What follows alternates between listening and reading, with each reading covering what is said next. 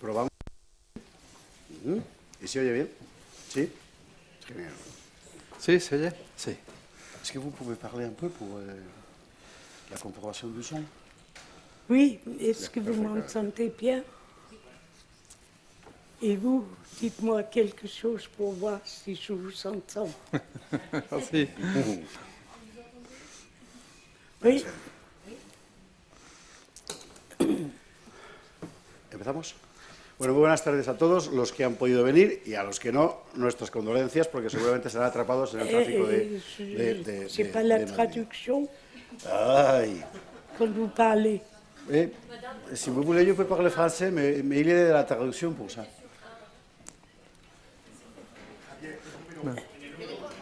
No, pero ella no lo tiene. Este es el micrófono, no es la Esto traducción. es el micrófono Necesita la traducción. Claro, son los auriculares. Exactamente, claro. Esto es lo que le hace falta.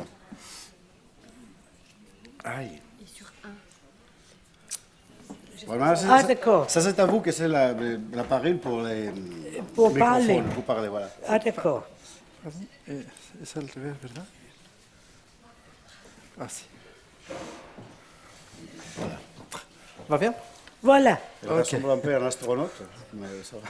c'est très très bien. Là, je vous entends très bien. Et vous m'entendez aussi? Perfectamente. Alors, on commence. D'accord. Decía que buenas tardes a todos, gracias a los que han podido venir y a los que no, pues les ha atrapado el tráfico de Madrid. Bienvenidos a España, paraíso del sol y la playa y de los vendedores de paraguas. Y gracias a la Fundación Rafael del Pino por acoger este acto y en lo que a mí concierne a la Fundación Jérôme Lejeune por escogerme en un día como el de hoy para moderar este acto. Bueno, este acto es extremadamente importante por lo siguiente, porque con toda seguridad vamos a empezar a asistir a celebraciones de todo género, mayormente ditirámbicas, sobre mayo del 68, que realmente fue un acontecimiento crucial. Con toda seguridad, todo el mundo se quedará en la epidermis del fenómeno como siempre ocurre, y sin embargo fue exactamente una revolución, mucho mayor que cualesquiera otras que hemos vivido. Dice Patrick Buisson que las revoluciones en realidad solo se sabe si han triunfado si 50 años después se sigue hablando de ellas.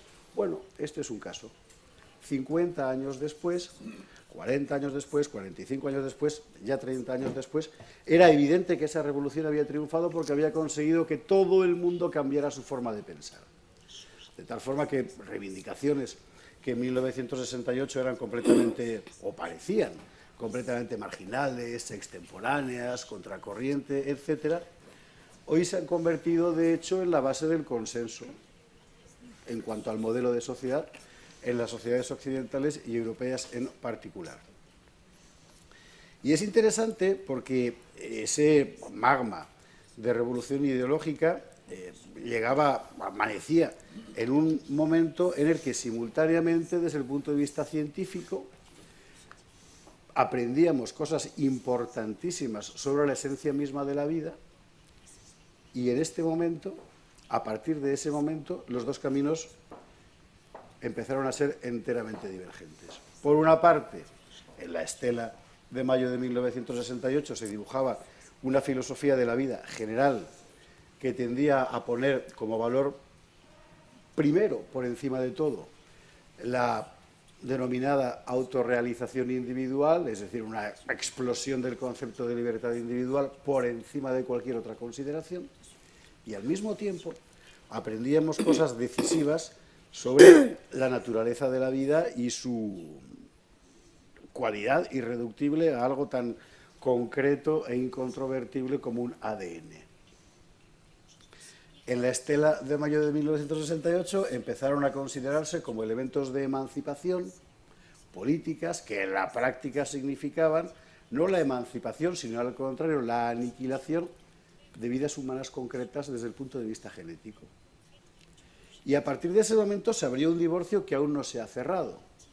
Como ocurre en muchos divorcios, la solución ha sido mejor de esto no hablemos. Es decir, todos sabemos que hay un ADN que está inscrito en la naturaleza humana desde el mismo momento de la concepción. Al mismo tiempo, todos tenemos que defender que es posible suprimir vidas bastante después de la concepción al margen del ADN en nombre de la libertad de los nacidos, no evidentemente de los otros. Sobre este punto, la bioética ha avanzado mucho. Desgraciadamente, la ciencia práctica no tanto, porque se resiste a aceptar lo que es una coerción. ¿Es una coerción o es realmente una emancipación, una toma de conciencia? Debería ser una emancipación. Hay científicos que convirtieron en combate de su vida el hecho de pensar que su trabajo no estaba puesto al servicio de la explotación técnica de la naturaleza, ya fuera vía tecnología, ya fuera vía biotecnología, sino que estaba puesta al servicio simplemente de la verdad y de hechos objetivamente incontrovertibles. Uno de esos científicos es precisamente Jérôme Lejeune, y doble honor, por tanto, para nosotros que esté hoy aquí Madame Lejeune para hablarnos. Insisto en que el contexto de mayo del 68 es decisivo, no tanto por lo que ocurrió en París entonces con los adoquines, el Cuerpo de Seguridad de la República, etcétera, como por lo que ha venido pasando después. Hoy todos, queramos o no, somos hijos, algunos rebeldes, de mayo del 68. Es hoy lo que nos importa, el mayo del 68 hoy. Y cómo, desde el punto de vista del pensamiento y desde el punto de vista de la ciencia, es posible decir que aquel camino debe ser rectificado. Eso es lo que hoy nos contarán, entre otras cosas, doña Madame Birthe Lejeune, viuda del profesor Jérôme Lejeune, como todos ustedes saben, danesa, casada con el profesor Lejeune durante varias décadas, tuvo 5 hijos con él, acompañó y apoyó en toda su carrera profesional, también cuando aumentaron los ataques a su persona, porque Jérôme Lejeune fue una especie de Galileo del siglo XX. Es literalmente eso, solo que en este caso no había un papa, sino un señor ministro, pero a efectos de persecución es exactamente lo mismo. A su muerte, Jérôme Lejeune, Madame Lejeune, inició junto a los hijos y amigos del profesor la Fundación Jérôme Lejeune, cuya finalidad es investigar, cuidar y defender la vida humana para dar continuidad a la tarea del profesor, que, como ustedes saben, desde el punto de vista científico, tuvo el enorme mérito de descubrir la trisomía 21 como causa genética del síndrome de Down. La Fundación Jérôme Lejeune tiene una delegación en España, que es la que acoge hoy este acto.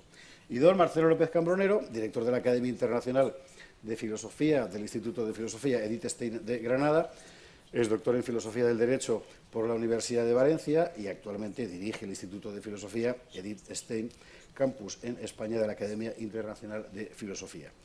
Ha sido profesor invitado en la Universidad Johannes Gutenberg de Mainz, en Alemania, galardonado con el premio Emmanuel Mounier en 2000, y en los últimos años sus investigaciones se han dirigido a la elaboración de una propuesta de hermenéutica realista desde el estudio de distintos autores en los que existen coincidencias muy relevantes, como de Ortega y Gasset joven, de Wittgenstein viejo, y el perspectivismo presente en el Quijote, o el de Visione Dei de Nicolás de Cusa, gran místico medieval, que es aquel que decía coincidentio oppositorum, ¿verdad? Bueno, la mayor parte de sus publicaciones versan sobre filosofía y literatura rusa y española, con especial atención a Berdyaev. Si no conocen a Berdyaev, tiene un libro, La Nueva Edad Media es... La Nueva Edad Media, estupendo. Fascinante, sí, Sí. se encuentra todavía por ahí, es una cosa asombrosa. Dostoyevsky, Pasternak o Grossman en el ámbito ruso, y a Ortega y Gasset y Cervantes en el español. Desde 2009 es profesor agregado de la Academia Internacional de Filosofía. Como se trata de que hablen ellos y no yo, evidentemente, si a ustedes les parece, damos la palabra primero a Madame Lejeune. He pensado que pueden hablar en torno a 15 minutos, si a ustedes les parece bien, si no más, pero no mucho más, para que puedan hablar los dos. Y después, lo suyo es que el público pregunte. Y si se muestra renuente, seré yo quien pregunte entonces. Madame Lejeune, tiene usted la palabra cuando quiera. Gracias. Bon, si j'ai bien compris, je dois parler de mai 68. Bah, curieusement, mai 68 a été commencé par des étudiants, des fils des parents très aisés, pas du tout des ouvriers. Et ça a été dans les facultés, ça a commencé, les ouvriers ont joint le mouvement une semaine après. Et évidemment, nous habitons dans le plein quartier latin, le vieux Paris, là où tout s'est passé. Et mon mari Jérôme était professeur à l'unique faculté de médecine qui existait à l'époque, à Odéon. Alors, je ne sais pas si vous connaissez Paris, mais vous voyez, c'est assez proche, le domicile et la faculté de médecine. Alors, ça a d'abord été affreux avec des manifestations où les rues de Paris étaient pavées, avec des des pavés. Ils déterraient les pavés, ils les jetaient sur la police qui balançait des bombes lacrymogènes. Et nous avions des enfants qui étaient dans des écoles un peu éloignées. Et tous les jours, il fallait regarder la télévision pour voir où est-ce qu'on va les chercher, comment on va faire pour les accompagner pour ne pas être pris dans ça. Et spécialement dans ma rue, ça a été très fort. Alors, ils ont déterré aussi les panneaux de signalisation et c'était vraiment affreux. Alors, les facultés ont été occupées, la Sorbonne, la faculté de médecine, et Jérôme avait son laboratoire derrière le grand bâtiment où on enseigne. Dans la rue juste derrière, il y avait tous les laboratoires et il était au rez-de-chaussée, un peu au fond. Alors lui, quand il est arrivé, il a dit « moi je veux travailler ». Et tous les matins, quand il est arrivé, on avait mis des fauteuils, des choses, des paillettes devant sa porte. Et il y avait 2 types qui étaient là, qui voulaient l'empêcher d'entrer. Mais à l'époque, il se déplaçait beaucoup à vélo. Chose exceptionnelle qu'un professeur arrive à la faculté de médecine à vélo. Alors, il arrivait avec son vélo, qu'il emmenait jusqu'à sa porte, il le posait. Il disait à ces 2 personnes qui gardaient s'il vous plaît, est-ce que vous pourriez m'enlever tout ça parce que moi je dois entrer travailler. Et puis il l'enlevait tous les jours. Et un jour, ils sont venus avec un camion plein de médicaments. Ils ont dit « Ah, professeur, ici c'est le seul endroit que ce n'est pas occupé, est-ce qu'on pourra mettre nos médicaments là ?» Il a dit « Mais allez-y, allez-y ». Et puis le lendemain, ils sont venus en disant « Il faut que maintenant on transfère les médicaments à la Sorbonne ». Alors lui, il a appliqué la politique de la bonne sœur qui dit « La mère supérieure a dit, la mère supérieure a dit ». Alors ils ont dit « On a besoin des médicaments ». Parce qu'à la Sorbonne, il risque d'avoir des blessés, même des morts. Alors lui, il a dit, vous savez, un pont d'enlèvement. Alors il recommençait, vous savez, un pont d'enlèvement. Et c'est la seule chose qu'il a dit pendant une demi-heure. Et finalement, ils sont partis, il a téléphoné aux hôpitaux de Paris qui sont venus chercher. Alors lui, il est donc resté...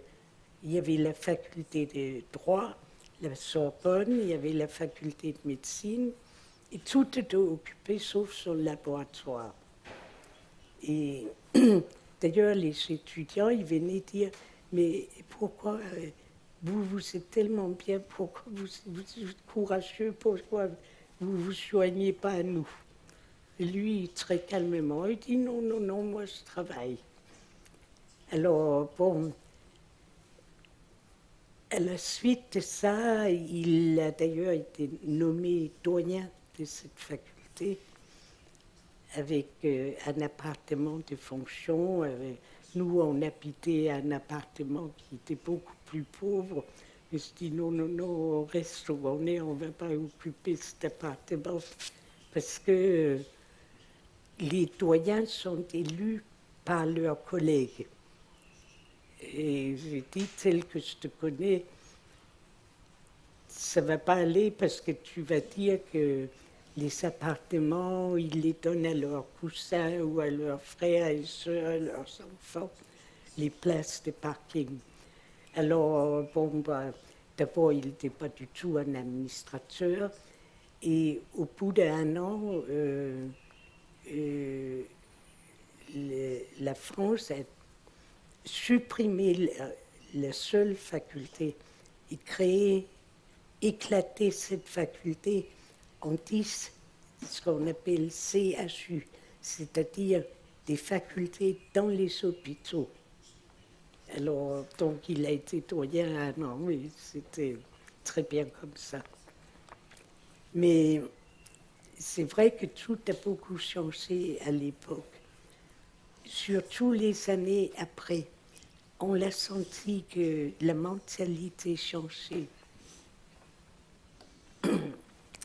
Bon, jusqu'en 68, on avait eu De Gaulle, Pompidou, on avait eu des hommes politiques qui étaient assez classiques, mais après,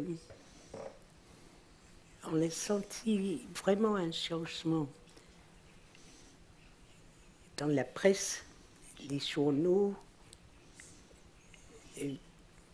de gauche, et puis on ne comprenait pas très bien ce qui se passait, mais on sentait qu'il y aurait un changement dans les mentalités. Bon, il y a eu les changements dans les églises. D'abord, à l'époque, tous les prêtres étaient en soutane. Dans mon église, qui était Saint-Séverin, qui était quand même la paroisse où beaucoup de catholiques venaient, ben, il y avait 15 prêtres qui mystérieusement partaient pendant la communion et demandaient aux laïcs de donner la communion aux femmes. J'avais une amie d'ailleurs qui était divorcée, qui a dit, je ne comprends pas, on me dit de donner la communion et je n'ai pas le droit de le prendre moi. Et on a senti que l'Église a voulu démocratiser, qu'ils ont voulu faire venir ceux qui ne venaient pas. Et puis je crois que finalement le résultat, ils ont fait venir personne, ils ont fait partir ceux qui venaient. Parce que c'est vrai que le nombre de pratiquants en France baisse terriblement. Alors, les évêques n'étaient pas très, protestaient pas, disaient pas grand-chose. Je pense qu'il y avait des évêques qui avaient envie de dire quelque chose, mais ils étaient un peu liés par la solidarité. Il faut qu'on soit tous d'accord pour dire quelque chose, et s'il y a un ou deux qui ne sont pas d'accord, on ne dit rien. Et quand on ne dit rien, c'est assez catastrophique. Et puis après, il y a eu la contraception. D'ailleurs, il y avait un prêtre qui était très très connu, qui s'appelait l'abbé Oresson. Et lui, il demandait à mon mari de faire partie d'un groupe littré qui devait changer qu'est-ce que je veux? Le mot m'échappe là. La morale. Changer la morale. Il était chargé de faire connaître la contraception. Alors Jérôme lui a dit non, moi je trouve que la morale catholique est très bien, je ne veux pas faire partie de ce groupe-là. Et peu à peu, on ne comprenait pas très bien pourquoi tout ça. Et puis, au début des années 1973, bon, le calme était revenu un peu dans les facultés. D'ailleurs, je reviens à mai 68, normalement, on ne pouvait plus faire des examens en mois de juin.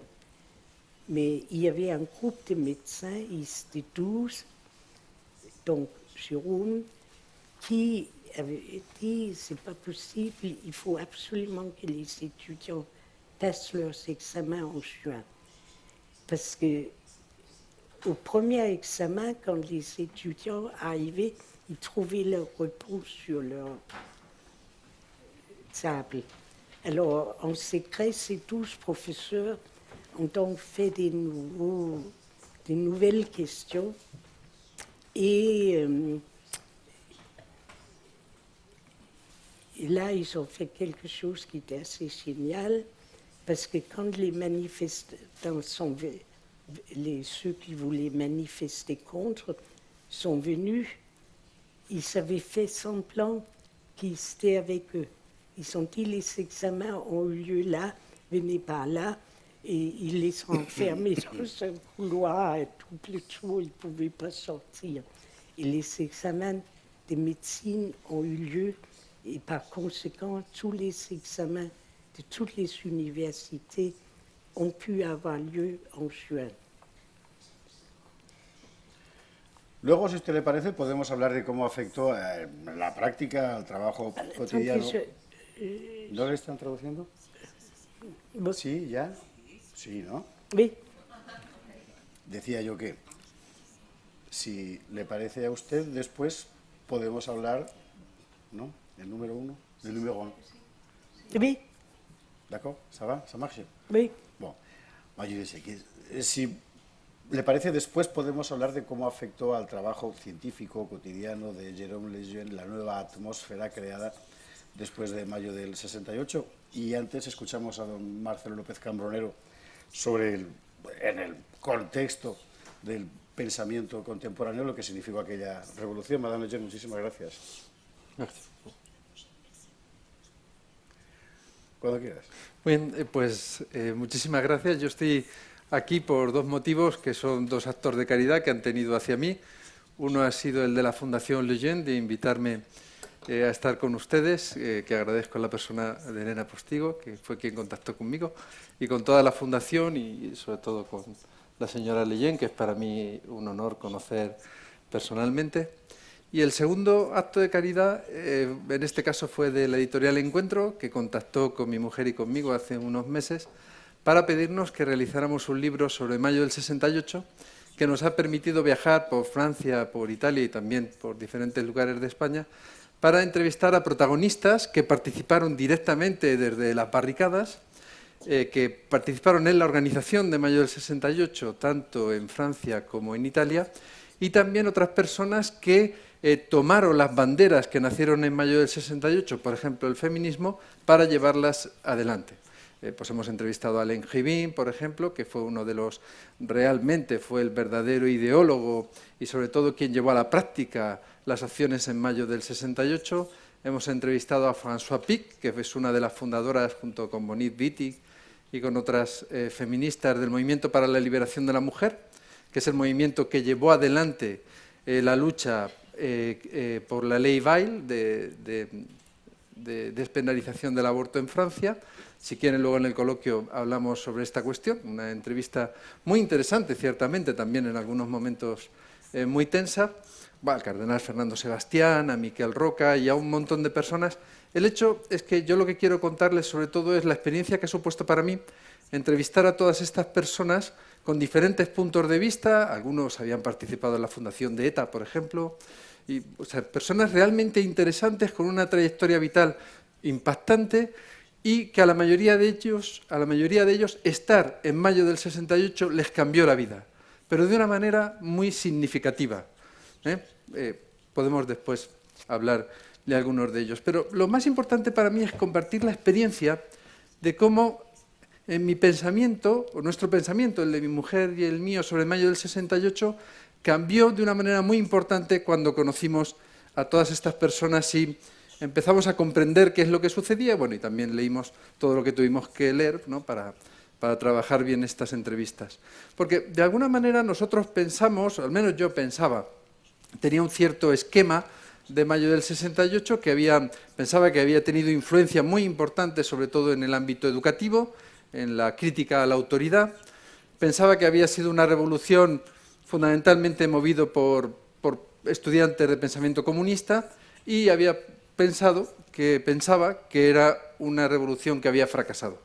Y las tres cosas son falsas, como hemos comentado antes. No fue una revolución comunista, no fracasó y desde luego sus consecuencias han sido tan grandes que se va a conocer mayo del 68 como el momento en el que la posmodernidad aterriza en las calles de las ciudades.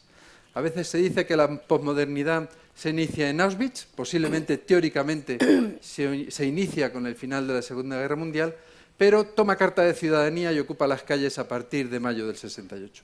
Les quiero contar brevemente estas tres ideas.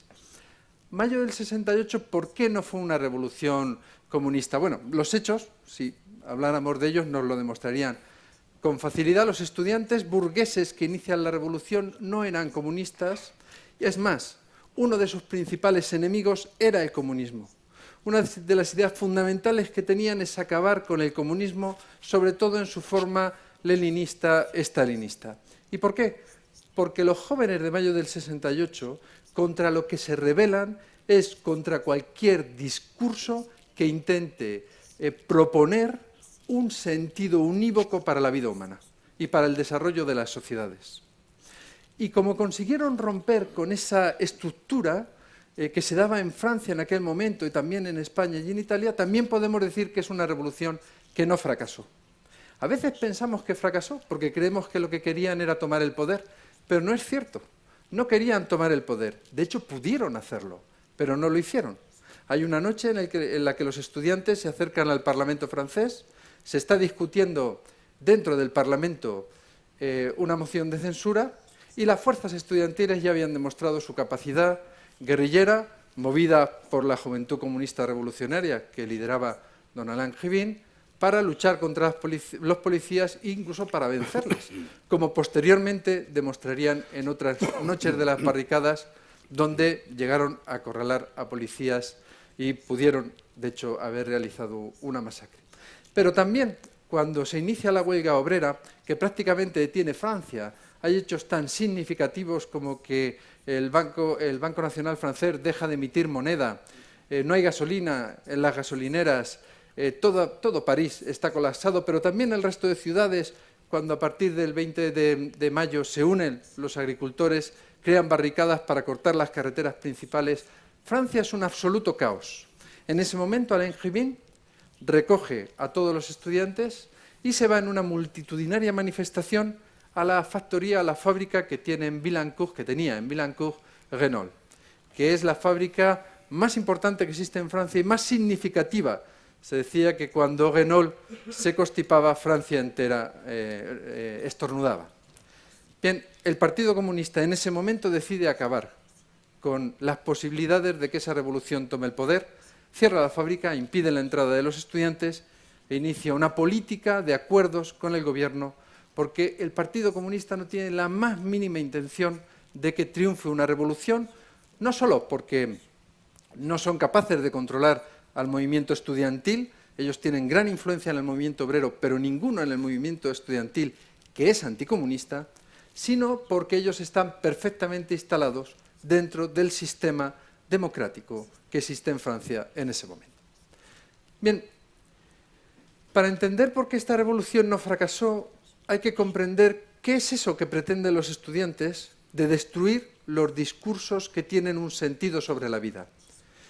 Hay que entender que asistimos a una generación de franceses, recuerdo hablando con Jean-Luc Marion, uno de los filósofos católicos más importantes, fue una entrevista espectacular escucharle, nos contaba cómo ni su padre, ni su abuelo, ni él recordaba generaciones anteriores en su familia de varones que no hubiesen participado en guerras, de no haber pasado hambrunas en Europa, de pasar 2 guerras con sus posguerras. Es decir, el general de Gaulle lo que quiere conseguir en Francia, en lo que se llaman los 30 años gloriosos de desarrollo económico impresionante en toda Europa, es una estructura de seguridad económica, en la que se pueda contar con un recorrido vital, desde la escuela a la formación universitaria y a la fábrica, que asegure razonablemente tener las necesidades básicas cubiertas. Lo que nadie esperaba es que apareciera una generación, la generación que llega en el 68 a la universidad, que, politizada por las guerras de Vietnam y de Argelia, dan por supuesto esas necesidades básicas. Y lo que no pueden aceptar es el sistema de aseguramiento social que se ha creado para que ellos puedan disfrutarlas. Es decir, y hay que entenderlo, un joven francés que entrara en la universidad en el 68, si era consciente de cuál era su linaje familiar y cuál era su recorrido profesional, podía perfectamente predecir cómo iba a ser la rutina de su vida durante los próximos años, porque las instituciones sociales estaban muy predeterminadas y el ambiente era asfixiante. No digamos en la España de los mismos años, el ambiente era verdaderamente asfixiante y ellos lo que quieren romper es con estas estructuras de sentido. Lo que sucede es que como los seres humanos somos así, que cuando una pared nos molesta no nos vale con abrir una puerta, sino que la echamos abajo, pues actuaron de una manera violenta, agresiva y quisieron destruir todos los valores y tradiciones, instrumentos de sentido de la vida humana que se habían constituido en Francia. El primero, el comunismo, como discurso que intenta dar sentido a la estructura de la vida humana, que tiene un fin casi religioso o religioso, y desde luego también el pensamiento cristiano, aunque hay que decir que el cristianismo no se convierte en enemigo de los jóvenes de mayo del 68 en general, sencillamente porque no lo consideran ya vigente. Es triste, pero es la realidad. Y por último, para acabar, porque es mucho más interesante que después hagamos el diálogo, su influencia posterior. Mayo del 68 no solo ha influido en determinadas visiones de la educación o del feminismo, de la mujer o de la identidad. Mayo del 68 ha cambiado la estructura mental de Occidente, ha cambiado la estructura económica de Occidente. Ha sido un verdadero cambio de época. Igual que pensamos que la Revolución Francesa supone un cambio de época en la historia, Mayo del 68 supone un verdadero cambio de época en la historia de la humanidad, porque el objetivo, como muy bien se ha dicho, es que el sujeto pierda todas las barreras de realización personal.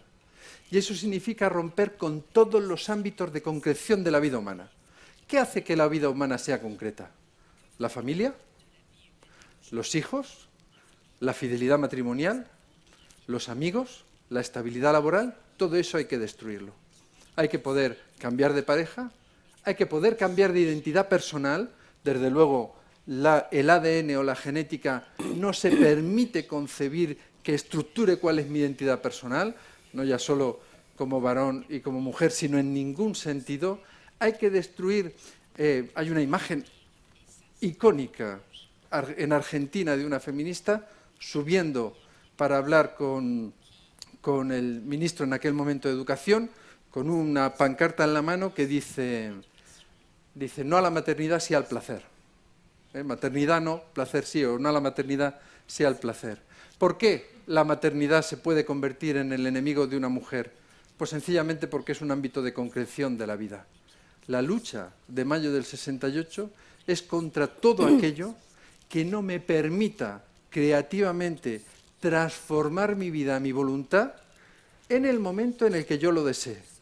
Y esto se cumple, curiosamente, y esto lo voy a dejar por si queremos hablarlo con el debate, con el triunfo de la socialdemocracia y con la entrada de un tipo de capitalismo que aparece después de mayo del 68, que ya no tiene las barreras de la tradición ni de los valores comunitarios que existían en Francia y que fueron destruidos completamente por mayo del 68 en Francia, por el movimiento estudiantil en Italia, donde la influencia del terrorismo fue terrible, igual que en España, supuso una nueva situación en la que la mayoría de los revolucionarios de mayo aceptan el capitalismo como modelo de vida porque entienden que ese nuevo capitalismo que se les ofrece es lo que responde a esa noción de convertir la vida en un arte creativo constante.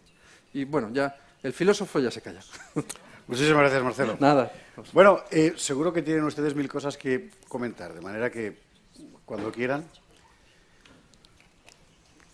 Elena. Bueno, en primer lugar... Espera, que te traen un micrófono. Para la traducción. Bueno, en primer lugar, como miembro de la Fundación Jérôme Lejeune, quiero agradecer a los tres intervinientes el que hayan aceptado a venir a estas conversaciones de bioética de forma tan rápida y incluso, sobre todo, a Madame Lejeune, que viene desde París en un día tan lluvioso como hoy. El que esté aquí con nosotros es un auténtico lujo. Muchísimas gracias a los tres, especialmente a usted. Bien, quería comentar respecto a la intervención del profesor López Cambronero. Siempre oímos hablar de mayo del 68 y se oye hablar de la revolución sexual en términos, la revolución sexual, cuando en realidad estamos hablando de algo mucho más grande, cuyas consecuencias vemos hoy en día, ¿no? Hace justamente un mes estábamos aquí en la presentación de un libro de Gabriele Cubi titulado La revolución sexual global, acertadamente global, la eliminación de la libertad en nombre de la libertad. En ese libro, la tesis de Gabriele Cubi es que se fragua en ese momento, en el mayo del 68, en ese momento histórico, toda una serie de elementos que venían de muy atrás, elementos de carácter histórico, ideológico, filosófico, la posmodernidad, sin duda el marxismo, aunque quizá el marxismo entendido como ideología, enfrentamiento entre contrarios, etcétera. Y efectivamente lo que proponen es lo que se está apuntando. Pero me voy a centrar más bien en las consecuencias, que creo es ahí donde yo creo que Lejeune jugó un papel muy importante porque toma conciencia, es un hombre, yo creo que fue un visionario, al menos por lo que le conozco, en el intuir cuáles iban a ser las consecuencias de lo que allí se estaba fraguando. Esa disolución de lo que somos como personas, tanto en nuestra identidad biológica como en nuestra identidad sexual. Lo que va a ser la vida, se ha hablado de la ley Weil, el profesor Lejeune luchó fuertemente contra esta ley, si quiere Madame Lejeune que nos cuente esto, ¿no? Contra la contracepción, porque el profesor Lejeune intuyó cómo la contracepción eran los prolegómenos de la eliminación de la vida humana en su fase naciente. Y cómo todo eso hoy en día lo vemos en la familia, en las leyes de ideología de género, etc. Es decir, es importante ese momento. Yo creo que ahí Lejeune juega un papel de un hombre que ve el alcance de esto y la disolución de la familia. Me gustaría que abundaran por ahí. Gracias.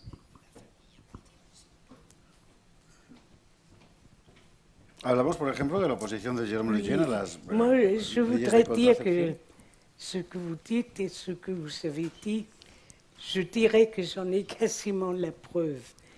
Dans les années début 70, Jérôme, bon, il y a eu la lutte là, on veut la contraception libre, l'avortement libre, etc. Et il était invité à une grande conférence où il y avait question d'avortement. C'était avant que la loi existe. Alors, il a quand même accepté, il a bien trouvé qu'il y avait une majorité des personnes qui étaient en faveur de l'avortement, mais il y avait le cardinal Renard de Lyon qui venait de marquer sur le programme, et il s'est dit, je ne vais pas laisser le cardinal tout seul. Alors, on est allés tous les deux, lui il est allé à la tribune, on a annoncé que le cardinal était malade et qu'il ne venait pas. Et moi, j'ai pris place dans les rangs. Personne ne me connaissait. Et j'étais parmi toutes les féministes qui étaient là. Alors, toutes les conversations, le fœtus, c'est une cellule, c'est un amas de gélatine, c'est rien. Et Jérôme, là, pour la première fois, dit, la vie commence à la conception et je vais vous le prouver. Il a fait une conférence extrêmement scientifique Et moi, j'étais derrière de ces féministes où il y avait une grosse bonne femme qui était là, qui était visiblement le chef d'orchestre. Parce qu'elle disait aux féministes, maintenant toi tu parles, toi tu sais. Il y avait Gisèle Halimi, l'avocate, qui était très en faveur de la loi Veil. Et puis, elle s'est levée. Elle a dit, ce que nous voulons, c'est détruire la société judéo-chrétienne. Pour y arriver, il faut d'abord détruire la famille. Et pour détruire la famille, il faut commencer par le maillon le plus faible, c'est-à-dire l'enfant qui n'est pas encore né. Et a-t-elle terminé en disant, c'est pour ça qu'on est pour l'avortement. Alors, on a compris. Et puis, plus tard, il y a un gynécologue qui a écrit un livre qui a expliqué comment tout s'est passé. Il disait, vous voyez la ruse, il faut avancer pas à pas. Tant que la contraception ne soit pas entrée dans les mœurs, on n'arrivera pas à obtenir l'avortement. Enfin, il explique absolument tout, et qu'il faut effacer la différence entre le bien et le mal. Et dans les dernières pages de ce livre, il dit il faudrait arriver un jour à ce que le père ne soit pas le géniteur, mais c'est lui qui élève l'enfant. Enfin, ce livre qui est absolument introuvable, il a été retiré de la vente 1 semaine après la parution parce que visiblement il avait trop dévoilé tous les secrets. Moi, j'ai un exemplaire. On est quelques personnes. Mais ce livre est introuvable. Il était en vente sur le site Amazon l'autre jour, 170 €. Vous pouvez donner le titre ? La vie avant toute chose. Et c'est écrit par le gynécologue Pierre Simon, qui était grand maître de la Grande Loge. Et dans ce livre, il raconte, c'est lui qui dit le premier prêtre à nous joindre. Il dévoile absolument le rôle des ecclésiastiques, les journalistes, et il raconte tout dans ce livre. Et c'est dommage, beaucoup de monde connaît ce livre. Mais personne n'ose vraiment attaquer un groupe qui est très très puissant et qui se trouve en grand nombre dans le gouvernement. Marcelo. Bueno, comentar que con respecto a la revolución sexual, lo cierto es que el movimiento feminista, que no empieza en mayo del 68, pero empieza gracias a mayo del 68, a principios de los años 70 en Francia, tiene una posición enfrentada a la idea de la liberación sexual porque la consideran fundamentalmente machista en sus orígenes. Pero esto cambia radicalmente precisamente con la lucha por la anticoncepción y la lucha contra el aborto. En Francia ya estaba aceptada la anticoncepción desde hacía unos años, pero no estaba fácilmente disponible para las mujeres cuando el Movimiento para la Liberación de la Mujer propone el aborto. Lo cierto es que cuando nosotros hablamos con François Pic y hablamos sobre el aborto y sobre el desarrollo que había tenido el movimiento en esta línea, nos sorprendió mucho descubrir que su posición era siempre política y en ningún caso moral. Por más que insistimos en las preguntas, en ningún momento percibió que hubiera algún otro tipo de problema moral en el tema del aborto, más allá de la libertad de conciencia del médico para practicarlo o no. ¿Por qué se produce esta mentalidad? Se produce esta mentalidad porque el lema fundamental del Movimiento para la Liberación de la Mujer es que lo político es personal. Es decir, que la política tiene que entrar hasta el mundo de lo personal. Y si entra hasta el mundo de lo personal, el único espacio, la única persona que puede decidir sobre la vida personal es el sujeto individual. Y por lo tanto, la posibilidad de desarrollar la vida sin ningún tipo de barrera supone que la mujer pueda tener la anticoncepción y, François Pic decía, sin ningún tipo de problemática, entender el aborto como otro método anticonceptivo más. Y desde luego, sin ninguna barrera en ninguno de los 9 meses. Esta era la posición que mantenían. ¿Pero por qué mantienen esto? Porque no se le pasaba por la cabeza que existiese ningún tipo de conflicto con una vida en ciernes. Porque aceptar eso es suponer que desde el momento en que la mujer está embarazada se genera una dependencia que ancla la vida en una determinada relación. Y eso es lo que para ella es inaceptable. Ajá. Il n'a pas changé. No, Il n'a pas changé. Parce que vous savez, ceux qui ont fabriqué la loi d'avortement aux États-Unis, Bernard Nathanson, qui s'est converti, qui a expliqué tout ce qu'ils avaient inventé pour l'obtenir. Vous avez en France aussi un médecin, Maurice Caillé, qui a changé. Vous connaissez l'histoire de Nathanson? Non. Il a fait un film qui s'appelle Les cris silencieux. Il était parmi le plus grand avorteur de... Oui, il avait une grande clinique d'avortement. Je crois qu'il avait fait 700 sur 7000. Et quand on a pu filmer les échographies et qu'il a vu ce qu'il a fait, ben, il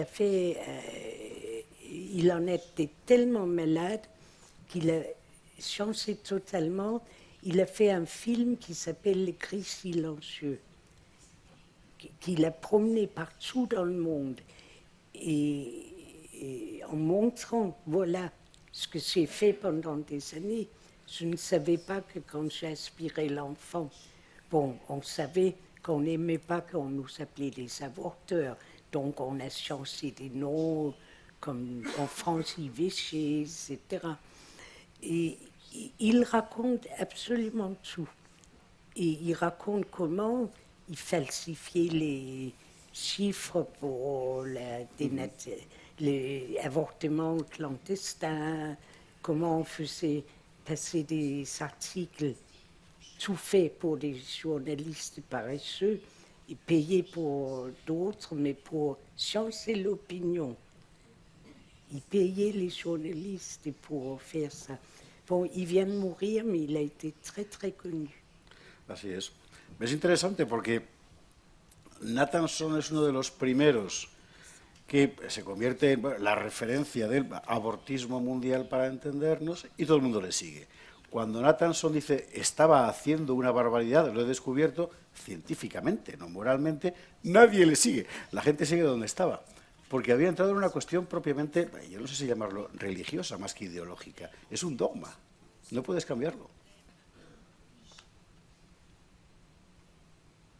Ben, il s'est converti. Sí, sí, él sí, el resto no. Et la Claro. femme qui l'avait trouvé, Diane Roux, c'était une jeune fille qui était enceinte de son copain, et il lui avait dit, si tu veux bien dire que tu as été violée par vil ou par, on t'aidera à avorter. Et c'est comme ça que la loi a été votée aux États-Unis, par la publicité de Diane Roux. Et Diane Roux, maintenant, se convertit aussi. Así es. De todas maneras, aunque nos parezca horroroso, nos parezca inconcebible, lo cierto es que los movimientos del 68 y sus aledaños no podrían aceptar nunca que la realidad, por ejemplo la realidad científica, acotara los espacios de libertad. No puede, la ciencia no está para decir cómo es la realidad de tal manera que afecte a los espacios de libertad personal. La ciencia está al servicio de la ampliación, a través de la técnica, de esos espacios de libertad personal. Por lo tanto, el hecho de que el ADN señale el momento de la concepción de una manera científicamente innegable, la aparición de la persona humana perfectamente constituida para su desarrollo posterior, no ha de tener para ellos ningún tipo de efecto. Y por lo tanto, esa discusión no entra dentro del espacio de discusión que ellos pueden tener. Porque es una idea de la libertad individual completamente irracional, de carácter más afectivo y emocional que otra cosa, que precisamente es lo que a los comunistas como a Pasolini, por ejemplo, les hace odiar Mayo del 68, porque es una idea de libertad entera, es una caricatura de la idea burguesa de libertad, una caricatura llevada hasta el extremo, en la que hoy, sin embargo, todo Occidente bebe y vive, ¿no? Claro. Pero hay otro asunto interesante aquí cuando hablamos de la idea de libertad que ellos tienen, porque nosotros, claro, desde nuestra formación habitualmente pensamos, y me parece lo más razonable, que la libertad se genera en unas circunstancias sociales y personales y dentro de un espacio de realidad. Y precisamente porque existe realidad delante de nosotros hay un espacio moral, porque hay otras personas, porque hay decisiones que afectan a otros y porque hay decisiones que me afectan a mí como persona y me cambian cuando no cuido mi desarrollo personal. Sin embargo, en Mayo del 68 sí se mantiene un cierto lenguaje marxista y unas ciertas ideas marxistas, y una de las ideas centrales es que la filosofía no explica la realidad, la transforma. Entonces el objetivo es la transformación de la realidad hacia una libertad que no saben cuál es, como bien has señalado, sencillamente tiene que ser una libertad en la que no haya ningún tipo de barrera, tampoco las científicas. Así es. Bueno, por favor.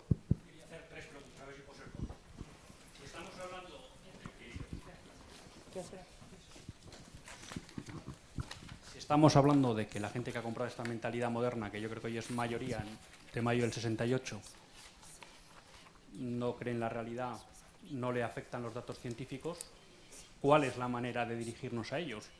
Porque llama la atención que muchas personas que en principio nos oponemos a este mensaje moderno tratamos de decir, es que hay que hablar de la ciencia, y ahora aquí lo que está surgiendo, creo que con razón, que ante ese discurso ellos no interactúan, con lo cual, ¿cuál sería el modo de acercarnos a ellos, ¿no?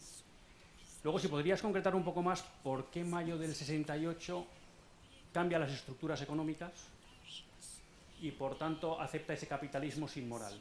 Porque, un poco por profundizar en esa idea. Y a Madame Leyen, su marido, ¿cómo entendía que era la mejor forma de enfrentar la revolución que supuso Mayo del 68, el aborto, la anticoncepción, esa desnaturalización de la persona? ¿Qué es un poco lo que él trataba de aplicar a la hora de dar un testimonio en sentido contrario, ¿no?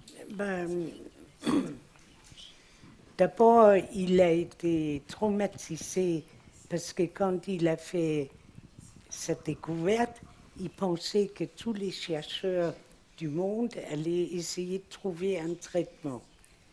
Mais tous les gouvernements, pas seulement en France, ont dit mais c'est une découverte géniale parce que maintenant on peut les détecter avant la naissance et les éliminer par avortement. Pour lui, ça a été terrible. Il avait 8000 parents, enfants, avec famille et parents, qui venaient pleurer en disant « Mais on a vu à la télé, ils vont tuer des enfants qui ressemblent aux nôtres, nous, on les aime. » Et je vois encore, il est arrivé un jour à déjeuner, il y avait mes enfants, il a dit ils ont raison, je suis leur médecin, je les défends. Alors il est donc parti, et ça a été tellement terrible. La première loi en France en faveur de l'avortement s'appelait la loi Perret. Et il était prévu l'avortement uniquement, et juré uniquement, et plus jamais plus, s'il y avait un risque que l'enfant naisse trisomique. C'est-à-dire, ils ont utilisé ces patients pour obtenir une loi. Ça, c'est d'ailleurs tout. C'est comme le Pax était fait pour qu'il n'y ait pas de mariage d'homosexuels. Et tout ce qu'il fait, c'est ce que dit Pierre Simon dans son livre. Vous voyez la ruse, il faut avancer pas à pas. On fait semblant de reculer si ça ne marche pas tout de suite, mais en souterrain, on continue. Alors, Jérôme, c'est jamais passé sur l'économie. Lui, c'était la science. Et je pense il y avait quand même beaucoup de monde qui était contre l'avortement. Mais s'il était la bête à abattre, parce qu'il a été très attaqué, interdit dans tous les journaux, à la télévision et partout, c'est parce qu'il parlait science. Et même les plus grands profesores ne pouvaient pas dire qu'il n'avait pas raison. La economía es más bien una pregunta para Marcelo, porque efectivamente es la sustitución del patrón producción por el patrón consumo, que es individual, por supuesto. Lo cual implica también liberar al individuo consumidor de cualquier cosa que hace el consumo, aunque acabes consumiendo a mansalva en los chinos, que es donde estamos. La cuestión es la siguiente. El pensamiento comunista pensaba fundamentalmente al hombre como un productor. El pensamiento nazi lo pensaba fundamentalmente como un productor y como un soldado. El pensamiento capitalista, yo diría incluso más el neocapitalista, piensa al hombre a la vez como un productor y como un consumidor. Y esto es inevitable con el avance de la socialdemocracia. Es decir, si nosotros reducimos el tiempo de trabajo y liberamos el tiempo del ser humano, y al mismo tiempo queremos que el Producto Interior Bruto crezca constantemente, inevitablemente necesitamos apoderarnos del tiempo que el sujeto dedica al ocio para que consuma y retroalimente al sistema. Es inevitable. Hay que apoderarse del ocio. Marx hablaba de la alienación dentro del trabajo, de cómo el ser humano quedaba convertido en una especie de mercancía porque su tiempo vital se convertía en el producto de su trabajo. Bien, lo que sucede es que después de mayo del 68 se produce una alienación en el tiempo del ocio, que se expresa muy bien en la proliferación del sector servicios y de un tipo de consumo de ocio que es completamente plano, básicamente espectáculo, en el que el sujeto favorece el propio sistema realizando un tipo de actividad que no deriva en su crecimiento personal, sino que solo deriva en un consumo que favorece al sistema. ¿Por qué esto responde a mayo del 68? A través de la publicidad. Cuando nosotros conseguimos que el producto, la mercancía, por utilizar un lenguaje marxista, esté cargado simbólicamente, es decir, que el hecho de viajar, por ejemplo, sea para mí la posibilidad de vivir una vida posible, durante un tiempo breve, pero es que lo quiero por un tiempo breve. Quiero decir que ninguno de nosotros va al Cairo para vivir en el Cairo. Seguramente vivir en el Cairo no sea muy agradable en este momento. Nosotros vamos al Cairo a visitar algo que es virtual, que responde a nuestro imaginario. De la misma manera que cuando paseamos por los alrededores del Sacré-Cœur y paseamos por Montmartre, lo que vemos allí es un decorado hecho según lo que los turistas imaginan que va a ser Montmartre. Es decir, lo que hemos creado es un mundo completamente virtual. Pero ¿qué sucede con ese mundo virtual? Que yo puedo optar por imaginar vidas posibles que tienen la ventaja, lo que podría decirse en un principio que era un inconveniente, pero en este proceso son la ventaja de ser temporales. De la misma manera, con perdón, puedo consumir sexo a través de las aplicaciones de una manera estrictamente temporal, porque no interesa otra cosa. O pensemos, por ejemplo, si uno va a París al barrio de Belleville, es un barrio obrero, multicultural, bonito, lleno de hipster, que son jóvenes adinerados que van a vivir la experiencia del barrio obrero en Belleville. Experiencia que no existe porque está llena de hipster, que lo que buscan es un imaginario. Pero es lo mismo que nosotros hacemos en nuestros viajes porque nosotros somos hijos de mayo del 68 y huimos también constantemente de nuestra rutina y necesitamos ese tipo de imaginación de vidas virtuales. La virtualidad es lo que convierte en la característica propia de nuestras sociedades.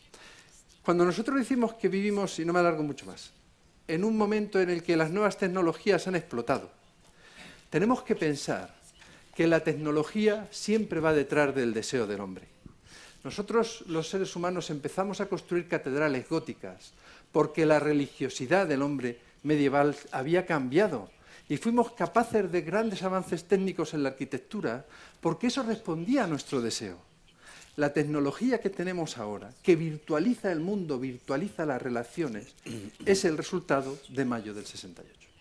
Queda un asunto pendiente, que es el de la impotencia de la ciencia como argumento de persuasión o de convicción frente a un discurso de carácter afectivo, emocional tan arraigado. Un discurso que en la práctica es un discurso enteramente fanático, porque es la redención personal por sí mismo, aunque sea sometiéndose a las,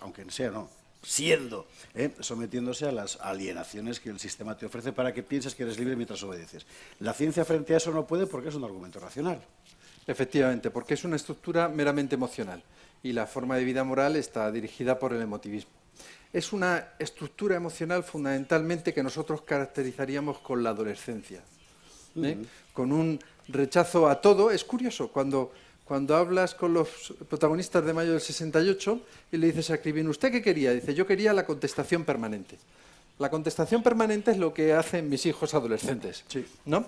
No tienen ninguna propuesta, solo quieren separarse de ti. Y es una posición adolescente porque exige que sea el otro siempre el que tome la iniciativa. Los únicos argumentos frente a esa cuestión son los únicos argumentos que calan son aquellos que muestran el efecto sobre la persona humana que va a tener ese tipo de estructura vital, que es el que utilizan, por ejemplo, la publicidad sobre las drogas.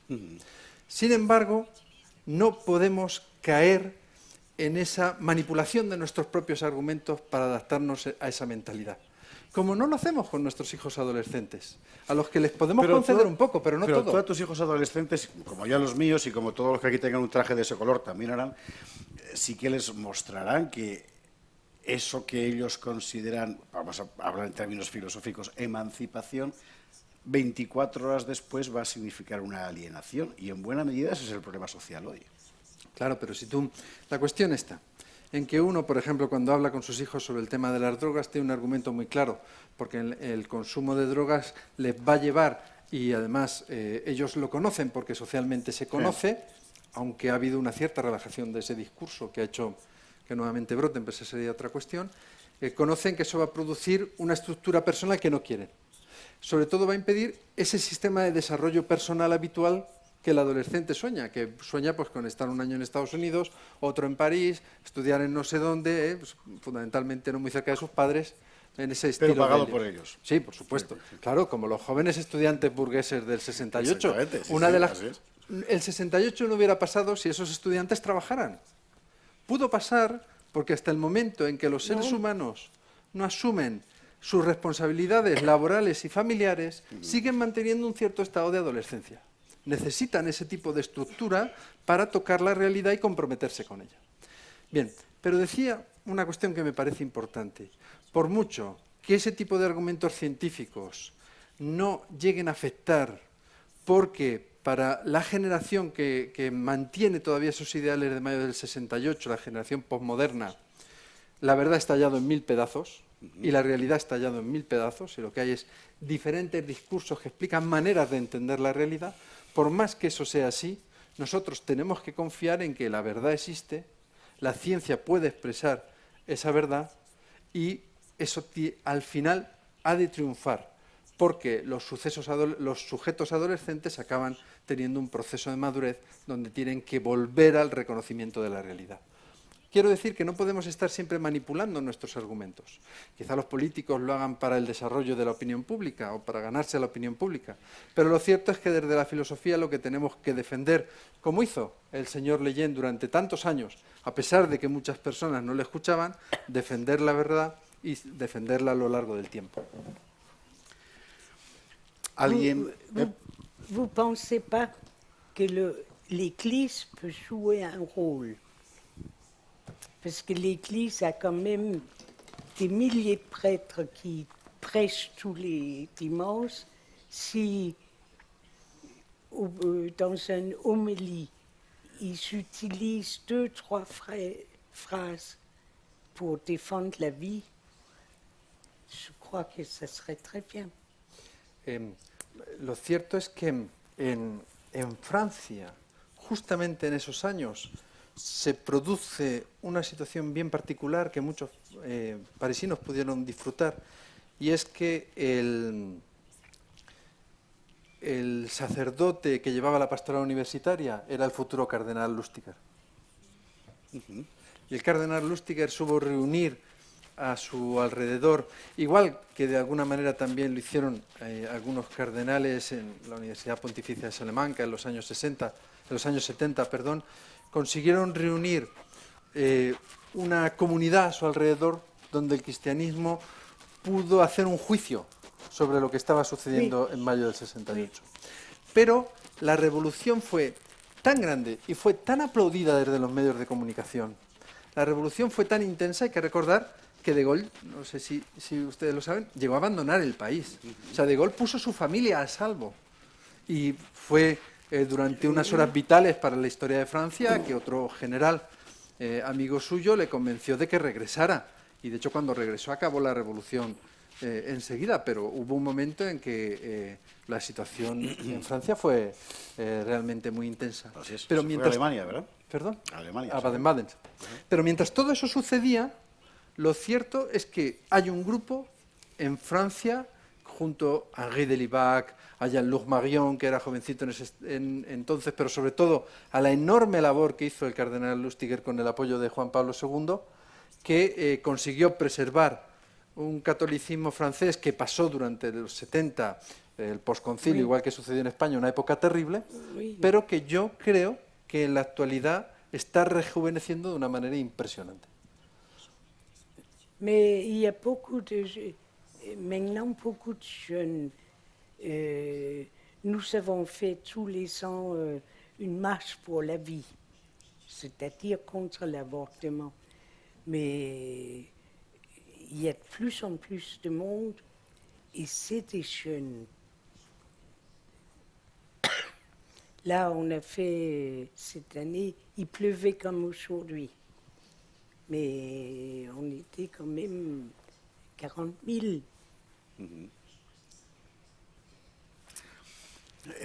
Sí.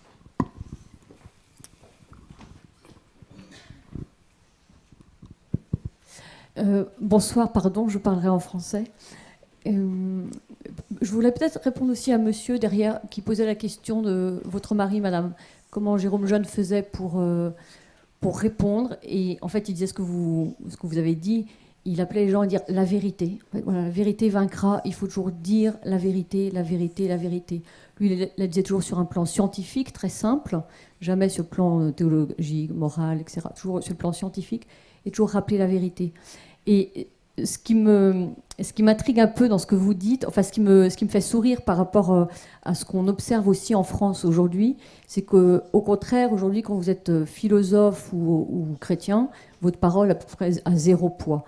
Par contre, si vous êtes scientifique, alors là, vous pouvez faire aussi de la philosophie et de la morale, mais là, puisque vous êtes scientifique, votre parole va être écoutée. Donc nous, notre travail à la Fondation Le Jeune, c'est presque d'essayer de dire, mais attention, il n'y a pas que les scientifiques, il y a aussi, la science dit le comment, mais elle ne dit pas le pourquoi. Donc il faut aussi se poser la question du pourquoi derrière. Donc il y a un espace là de discussion et de réflexion. Mais ça, pardon, c'était pour répondre à une question. Mais j'avais 2 questions pour vous. Vous avez évoqué tout à l'heure la Révolution française et puis la Révolution de mai 68. Est-ce que, en fait, l'un n'est pas l'affiliation de l'autre? Est-ce que mai 68 n'est pas seulement un produit de la Révolution française et qui s'est manifesté de cette façon parce que le temps était mûr pour que ça se passe comme ça en France à l'époque? Mais est-ce qu'en fait, ces racines ne sont pas la philosophie des Lumières, tout simplement? Et puis ma deuxième question, c'était est-ce qu'à travers vos discussions en France, vos rencontres, est-ce que les personnes qui ont participé à mai 68 et en fait qui vous ont répondu quand même 40 ans plus tard, c'est-à-dire une fois qu'elles sont déjà bien embourgeoisées, donc déjà leur discours est sûrement déjà assez différent de l'époque où ils ont fait cette révolution, mais est-ce que vous avez senti dans leurs propos une conscience, la prise de conscience que leur mouvement s'inscrivait dans un mouvement qui était aussi antérieur, et je pense notamment à la question de l'eugénisme, né au 19e, relayé par le planning familial, avec cette volonté de sélectionner la race, sélectionner les meilleurs êtres humains, que la contraception était faite pour ça au départ, pour sélectionner empêcher les pauvres de se reproduire, les handicapés, etc. repris par les nazis, etc. Est-ce qu'ils ont conscience de s'inscrire là-dedans? Pierre Simon, dont parlait Madame Lejeune, donc bon, on n'a pas parlé de la franc-maçonnerie, mais donc grand maître de la Grande Loge, fondateur du planning familial en France. Est-ce qu'ils ont conscience de s'inscrire là-dedans ou pas du tout? Et du coup, est-ce qu'on pourrait dire, dans une certaine mesure, ils ont été les jouets d'idéologies qui les dépassaient et qui les ont utilisés pour mettre en œuvre une révolution? Ça fait beaucoup de questions, pardon.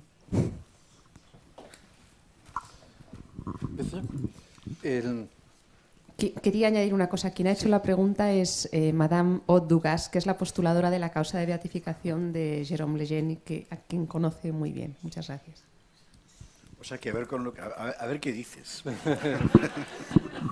Bien, el asunto es que no he sido capaz de seguir completamente su pregunta porque entiendo francés, pero no lo bien que desearía. Y no sé si he entendido del todo bien la pregunta. La cuestión del eugenismo, quizás. Del eugenismo era la cuestión, ¿verdad? Bien, mire, una de las cosas desoladoras, cuando hablas con personas que han participado muy activamente en mayo del 68, ya usted misma ha comentado que muchos de ellos se han aburguesado, ¿no? La gran mayoría, se han hecho socialdemócratas, por decirlo así, con una visión de la socialdemocracia un poco más capitalista de la que quizá estamos acostumbrados. Pero aquellos que no lo han hecho, como es el caso, por ejemplo, de Alain Krivine, que sigue siendo, hasta las últimas elecciones presidenciales era el candidato del Partido Anticapitalista para la presidencia de Francia, es muy difícil hablar con ellos sobre cuestiones morales. Prácticamente el espacio de la moralidad no existe. No existe. ¿Por qué? Porque el espacio de la moralidad significa asumir un compromiso de desarrollo personal guiado por una determinada estructura y no son capaces de aceptarlo. El punto de partida es no existe la moral. Pero en cualquier ámbito, también en algunas personas de España, cuando nosotros hablábamos, por ejemplo, de las cuestiones, pues eran reiterativas, el efecto que tuvo en mayo del 68 sobre el aborto, o sobre la eugenesia, o sobre ese tipo de cosas, la cuestión es que siempre la respuesta es que la técnica está a favor del desarrollo personal. Por lo tanto, tanto la maternidad subrogada como cualquier otro espacio técnico que permita, no tienen ningún juicio moral que contraponer, ni aceptan ningún tipo de discurso, y desde luego no digamos que religioso, si les hablas de la religión ya le parece que es que ha venido de otro planeta, que contraponer al mero derecho a la satisfacción personal.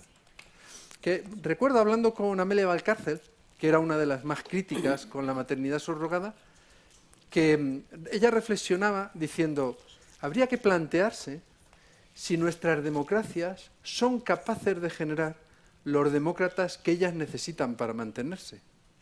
Porque una persona que, por ejemplo, defienda la maternidad subrogada, en realidad lo que está defendiendo es una forma de esclavitud. Y una persona que defienda la eugenesia está defendiendo posiciones que son absolutamente contrarias a los derechos humanos y a la democracia. Porque ni la democracia ni el derecho pueden supeditar la posibilidad de un desarrollo personal sin barreras. Esto lleva en realidad a un tipo de fascismo, pero esa es la posición que encuentras en estas personas que sin duda son diríamos, las que el propio Alain Krivine pues, es de una izquierda muy radical, dentro del arco político francés, quizá en el espacio más radical de todo. Hay un asunto que ha tocado nuestra amiga que es muy interesante respecto a la filiación ideológica de la Revolución de Mayo del 68. Y digo que es muy interesante porque generalmente no se tiene en cuenta. Es verdad que no es una revolución comunista, aunque emplea términos dialécticos, etcétera. Es verdad que se engarza más bien con aspectos particularmente individualistas de la filosofía de las luces, ha dicho ella literalmente, pero en el fondo, aún más allá, recuerda mucho aquello que decía Hegel de que el camino de la modernidad era un camino de afirmaciones sucesivas de la individualidad. Primero es la Reforma Protestante, después es la Ilustración, después es la Revolución Francesa, después evidentemente es mayo del 68 y hoy estamos en el apogeo de la afirmación de la individualidad contra todo, que es la afirmación de la individualidad contra sí misma, que es la ideología de género. Aunque nos pueda resultar que está... a mí, cuando yo empecé a entender esto, me pareció completamente asombroso. La afiliación inmediata de las personas que participan en mayo del 68, tanto en Francia como en Italia como en España, es el maoísmo. Es la revolución cultural china. Y claro, a todos les preguntaba qué era ser maoísta en mayo del 68 y no lo sabía nadie. Por una sencilla razón, ser maoísta era defender una posición filosófica que pasaba en un país que estaba muy lejos y donde hablaban chino. Es decir, es poder inventarse en cada momento la posición que se tenga que tener. Algunos de ellos, al final, me lo reconocieron así. ¿Por qué usted era maoísta? Pues era la única posición intelectual que no tenía absolutamente ningún referente real. Ese era el motivo. Y luego, ¿por qué? ¿Por qué el maoísmo? ¿Qué imagen tienen del maoísmo?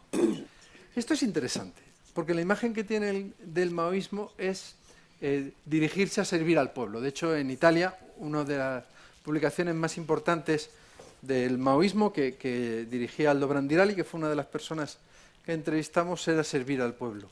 Está el deseo de una verdadera liberación del ser humano. Y esto hay que entenderlo, porque si no somos capaces de entender cuál es el deseo que hay en el corazón humano, por mucho que la forma de realizarlo nos parezca bárbara, nos parezca destructiva, nos parezca inapropiada, lo cierto es que si no entendemos ese deseo, nosotros no podemos contactar con la expresión que esa persona tiene. Y lo cierto es que los maoístas lo que desean es liberarse de un sistema social que es asfixiante, que es verdaderamente asfixiante, en el que la mujer ciertamente vive en una situación muy humillante, donde para poder trabajar tiene que pedir la licencia marital, donde para poder abrir una cuenta bancaria o para pedir un pasaporte. En España el hecho de que sencillamente tuvieras un libro de Berdyaev, por ejemplo, te llevaba a que te quitaran el pasaporte, ¿no? Y no pudieras viajar, luego no te dieran el certificado de buena conducta y por lo tanto no pudieras volver a pedir el pasaporte. Hay que tener esto presente. O sea, era una sociedad que era insoportable y había que hacer algo. Esa es la pura realidad. Lo cierto es que ese deseo se expresa por parte de los jóvenes con una rabia que, como ha perdido los referentes creativos, como no tiene una ideología creativa detrás, es meramente destructiva. ¿Se entiende esta cuestión? Yo recuerdo Padres e hijos, es una novela de Turgenev que les recomiendo obviamente, espectacular, también para entender el mundo contemporáneo, donde aparece un joven nihilista hablando con un anciano sabio y le dice, antes de la Revolución de Octubre, esto es 1860, le dice, ¿vosotros qué proponéis? Y él dice, no tenemos nada que proponer, lo primero es barrer el terreno. Eso es lo que hacen los de mayo del 68, no tienen una propuesta más allá de lanzarle adoquines a los policías. Nada más. Recuerdo, bueno, y no me voy a andar con anécdotas que quito mucho tiempo, pero recuerdo que a uno de los entrevistados, que fue una entrevista espectacular, una persona que les recomiendo que escuchen, que es Mikel Azurmendi, que bueno, lleva en su historia el haber sido uno de los primeros miembros de ETA, que le preguntaba, ¿y tú por qué tirabas adoquines a los policías en París? Y me dijo, bueno, porque es lo que hacíamos todos y ellos eran los policías. Bueno, esa es una típica explicación vasca del conflicto. Claro. A propósito de esa cita de Turgenev que has hecho, hay un personaje en Los demonios de Dostoyevsky, Shatov, que tiene tan alto concepto del ser humano que cuando algún ser humano de carne y hueso le defrauda, le escupe y le bufetea y tal, porque ha defraudado el ideal. En cierto modo hay algo de eso, ¿no? No entiendo qué quieres decir. Sí, es decir, al final estás, para redimir a la humanidad, lo que haces es someterla, porque la humanidad no te va a encajar en el molde de la redención. Bueno, la única forma es amputarle cosas. Bueno, esto nos llevaría quizá a hablar a un fenómeno que nace de mayo del 68, que es el terrorismo. Hay un grupo pequeño, pero muy dañino, de personas que están absolutamente convencidas de que tienen la verdad y de que tienen que imponerla de la manera que sea, que es a través del terror. Pero hay otro grupo de personas, y este sería un debate bien interesante, que están absolutamente convencidas de que tienen la verdad, su verdad es la ausencia de verdad, que quieren imponerlo a través de la socialdemocracia. La socialdemocracia a partir de mayo del 68 en su versión revisionista de Edward Bernstein, y bueno, ya nos tendríamos que ir a explicaciones más extensas y complejas, triunfa en toda Europa, incluso cuando pierde las elecciones, porque se convierte en la barrera contra el comunismo. Entonces, todo el proceso posterior que nace del 68 y que lleva al capitalismo actual es el triunfo constante de la socialdemocracia, a la que se unen el 90% de los herederos de mayo del 68. Y por eso la socialdemocracia acoge, que no tenía por qué haber hecho, esos ideales de mayo del 68 que, como por ejemplo la maternidad subrogada, ¿por qué la socialdemocracia tendría que apoyarla? O la ideología de género, ¿por qué la socialdemocracia tiene que apoyar la ideología de género? No está en sus genes. Es más, en los orígenes de la socialdemocracia, las mujeres socialdemócratas rechazaban el aborto y se expresaban públicamente en contra del aborto. ¿Por qué la socialdemocracia coge esas reivindicaciones? Ya. Pues de los genes de los partidos conservadores casi que ni hablamos entonces, ¿no? ¿Por qué? Pues mira, el Partido Popular, por ejemplo, ¿no? Sí, bueno, acoge... Sí, sí, sí. O sea, Al final es la convergencia en torno a todo eso, ¿no? claro. O sea, derechas y izquierdas, estamos en una especie de partido único, de hipercentro. Es que el Partido Popular es un partido... es que es muy difícil diferenciar entre el Partido Popular y el Partido Socialista porque todos los partidos europeos son El socialdemócratas. consenso socialdemócrata. Bueno, estamos desviándonos un poquito Bueno, del sí, tema, me da la perdón. impresión. Seguro que... ¿Una pregunta más? Pues, por favor. Puedo hablar casi sin micrófono. Una voz, No, una voz envidiable tiene usted. Muy bien, primero dar las gracias, es un honor estar aquí compartiendo este momento tan íntimos con Madame Lejeune. Y yo le quería hacer dos preguntas muy breves y otra a don Marcelo. A Madame Lejeune me gustaría que nos manifestase emotivamente qué se siente después de, en el atardecer de su vida, darse cuenta de que ha vivido con un santo tantos años. Y si era una persona normal o levitaba. Y es Una pregunta muy concreta. y bueno, la segunda pregunta creo que tiene relación con esta y no la voy a entretener más. Y la pregunta para don Marcelo, para Marcelo, es que, bueno, yo he vivido el mayo del 68 precisamente en Madrid y empecé la carrera en económicas y políticas. No he habido en la Universidad Española años más conflictivos, excepto en la Guerra Civil. Y verdaderamente allí lo que se manejaba, el libro que se usaba se hablaba de Marcuse, de Wilhelm Reich, prácticamente, bueno, pues se vivía, bueno, de esta manera. Afortunadamente, yo no me considero en absoluto hijo del 68, de mayo del 68, pero sí protagonista. Y verdaderamente creo que en las consideraciones históricas que se han hecho se prescinde mucho de Cristo. Cristo, que es el padre de la historia, el rey de la historia. Y hay que dar claves hasta cierto punto que te den una interpretación del signo de los tiempos real. En conclusión, evidentemente que la revolución, que mayo del 68 no es una revolución comunista, en mi opinión, y no es solo mi opinión, es muchísimo peor que la revolución comunista. Recuerdo unas palabras del cardenal Cañizares no hace mucho, que consideraba que la ideología de género y todo lo que ella comprende, el aborto, la anticoncepción y todo esto, que es hija de mayo del 68, es la revolución más perversa de toda la historia de la humanidad. Y en la historia de la humanidad hay revoluciones, como conocemos, el nazismo, el fascismo, etc. Y los frutos los estamos viendo ahora. Y luego, a Madame Lejeune me alegra que haya mencionado así de pasada el papel de la Iglesia, que se vio un poco desbordada. Hay que tener en cuenta que el Concilio Vaticano II terminó en el 65. Y claro, está claro que al final pues se encontró bastante desarmada. Y luego mención que ha hecho a Pierre Simon, masón.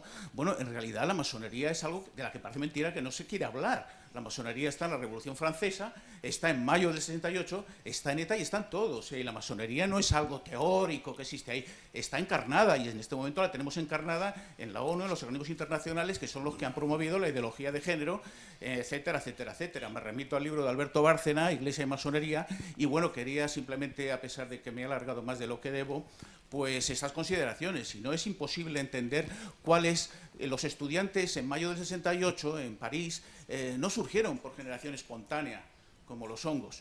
Estuvieron manipulados, francamente manipulados, en el ambiente adecuado, y los manipulan pues personas concretas. Ça, c'est sûr. Moi, j'habite le vieux quartier latin et ça se passait chez moi.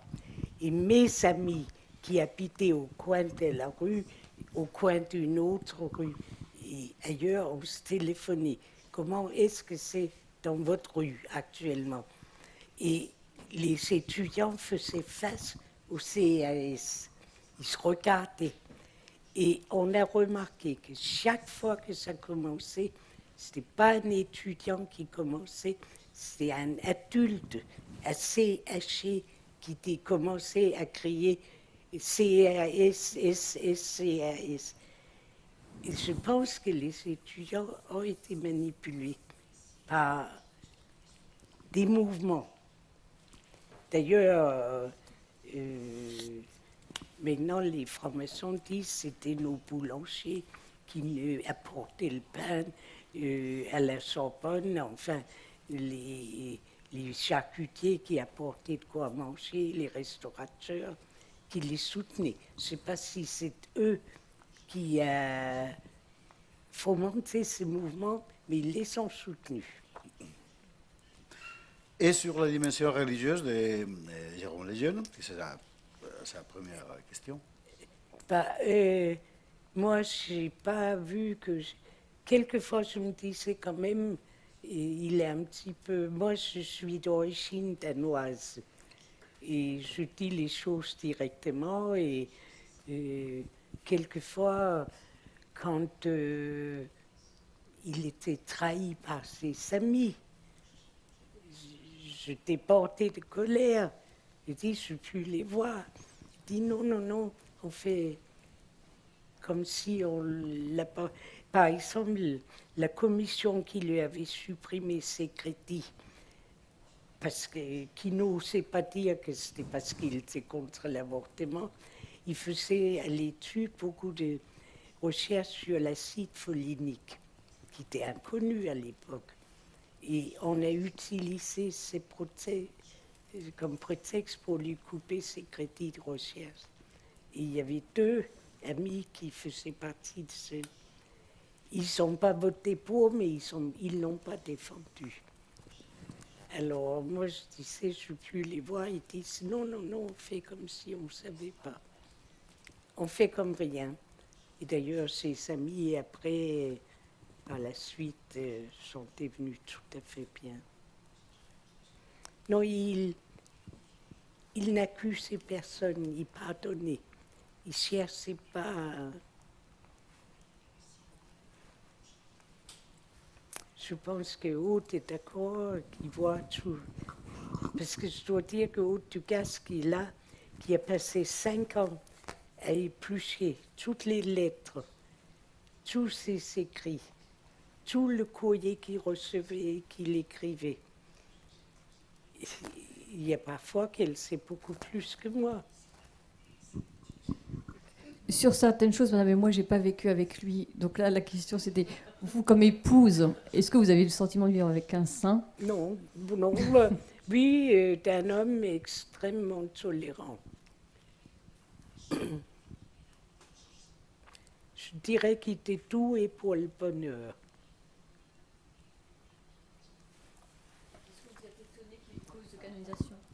Est-ce que vous êtes étonné qu'il y ait une cause de canonisation ouverte? Oui, mais ça, vous l'avez dit vous-même, la famille n'a rien à faire là-dedans. Moi, je suis très, très contente que si ça peut se faire, s'il peut servir comme exemple et peut-être aider à toucher un peu les mœurs qui nous envahissent en ce moment. Parce que ce qui se passe maintenant, on va finir par avoir les mères porteuses, c'est impossible. Si on admet que les femmes homosexuelles peuvent avoir un enfant par fécondation artificielle, les hommes vont dire nous aussi. Et puis, on va permettre les mères porteuses. Je pense que Madame Lejeune est trop modeste pour répondre à votre question, parce que quand on lui demande en tête à tête, si vous lui redemandez tout à l'heure, elle va vous dire « Moi, je sais bien qu'il y a un saint, mais d'abord, je n'ai pas le droit de le dire, c'est à l'Église de décider. Puis moi, je m'en fiche qu'il soit canonisé. C'est si ça fait plaisir à l'Église et aux autres. Moi, c'était mon mari, je l'aime comme ça ne changera rien, je sais bien qu'il est saint. » C'est ça que vous dites en général. Oui.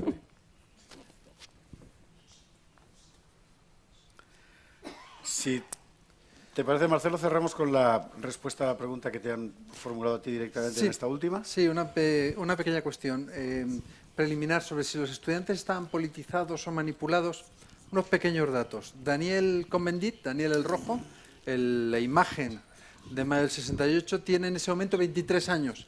Por eso es el portavoz de los estudiantes. Pero hay que recordar que durante buena parte de mayo él está fuera, está en Alemania, no le dejan entrar y en esos momentos la fuerza estudiantil crece y se desarrolla. Guismard, otro de los dirigentes, tiene 29.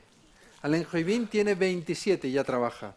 Soubellot, que es el presidente de la Unión Nacional de Estudiantes Franceses, ya no es estudiante, tiene 25. Es decir, los que realmente llevan a la práctica el movimiento estudiantil, los que dicen dónde va a ser la manifestación, quien organiza las barricadas, que es el propio Alain Joybin, no son estudiantes. Es gente que está ya politizada, que ha visitado Moscú, que participó en un encuentro sobre la juventud que hubo en Moscú, invitado por el Partido Comunista. Son personas que están fuertemente politizadas por la guerra de Argelia, que estos jóvenes de mayo del 68, si están politizados es por la guerra del Vietnam. También algunos por Argelia, pero para muchos eran pequeños todavía cuando se produce. Este es un asunto interesante. También me parece interesante recalcar una cosa, que yo lo digo de corazón, yo soy creyente, pero ciertamente me entristece y me conmueve cuando algunas personas me dicen en el momento en el que sale, algunas personas que eran creyentes en mayo del 68, en los meses anteriores, me comentan que cuando sale la imagen de esa chica joven quemada por el napalm que corre por la carretera, se dan cuenta de que la Iglesia francesa no abre la boca, no tiene una respuesta a ese fenómeno que se está produciendo y empiezan a buscar las respuestas en otro sitio. Porque a veces la Iglesia no ha sabido responder de manera inmediata y clara ante las injusticias evidentes que se producían en la realidad. Este es un tema interesante, ¿no?, para reflexionar sobre por qué esos jóvenes que en la puerta de la Sorbona, hay una imagen espectacular, un joven en la puerta de la Sorbona, tiene dos columnas, en una hay un póster de Mao Zedong, en otra hay un póster de Carlos Marx y detrás de él hay una pintada en francés que dice Cristo es el único revolucionario, ¿no? Había un movimiento, una vida cristiana dentro de la Sorbona, pero no encuentran en ese momento una respuesta suficiente para dentro de ese clima que se genera en mayo del 68. Y bueno, ya solo para acabar. Ha nombrado usted a Reich. Es fundamental. Siempre se habla de que en mayo del 68, sobre todo en el feminismo, no se podría entender sin Simone de Beauvoir. Pero desde luego no se podía entender la liberación sexual sin entender a Reich. Si no fuera porque es un tormento duro de pasar, les recomendaría leerlo. Pero en todo caso, me parece que es... La función del orgasmo, ya me la leí obligado casi Sí, 19 años. sí. Es duro, pero ciertamente es muy importante. Como Marcuse, quizá Marcuse en España en concreto tuvo más importancia en la Universidad Complutense por el apoyo que le dieron muchos profesores a él y a Sartre. Sin Sartre no se podría entender mayo del 68. Sartre era lo que leían todos. Bueno, Así es. Y así nos ha ido, como nos ha ido. Bueno, es la hora de marcharse porque si no nos echarán. Así que muchísimas gracias a todos por estar aquí. Gracias particularmente a Madame Lejeune por el viaje, que ha venido de más lejos que Marcelo, que también, pero de más cerquita. Muchísimas gracias a los dos y gracias a todos por haber estado aquí, por su atención. Gracias. muchas gracias. Buena fin. Moi, je voudrais surtout dire qu'il ne faut jamais abandonner. Il faut défendre nos idées. Et même si on semble parfois d'être une minorité qui n'est pas écoutée, je trouve qu'il faut toujours continuer. Ce n'est bon. Muy bien. Vamos a ir por partes, como ya que el destripado. Primero se quita esto, exactamente, por una parte, y esto, espera un momentito, a ver. Es que tiene que llevar cuidado de que no le dé el aparato ahí, un momentito, así. ¡Hop! Ahí está, fenomenal. Muchas gracias.